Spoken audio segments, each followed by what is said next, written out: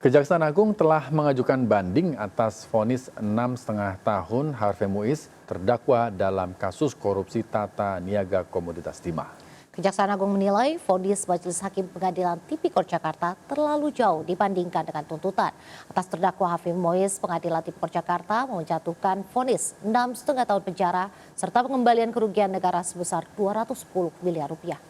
Jaksa juga melakukan banding untuk beberapa terdakwa lainnya, yaitu Suwiti Gunawan, Robert Intrato, Reza Andriansyah, juga Suparta.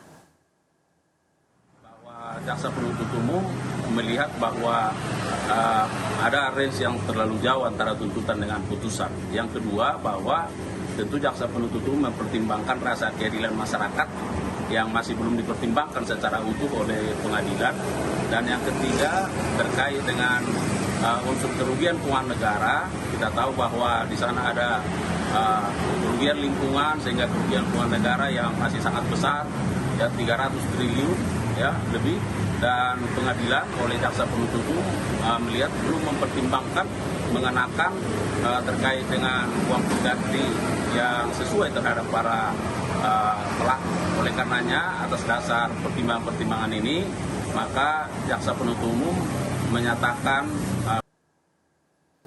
Pemirsa, vonis 6,5 tahun terhadap Harvey Muiz terdakwa kasus korupsi timah senilai 300 triliun rupiah banjir respon dari masyarakat, terutama melalui media sosial. Ya, para netizen pun menyindir dengan membuat hitung-hitungan perolehan korupsi hingga konten membuka sekolah tinggi calon koruptor.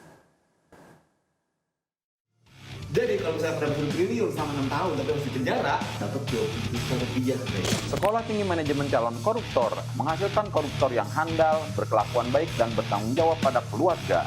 Kita harus sopan santun agar Pak Hakim tidak tega untuk memenjara kita.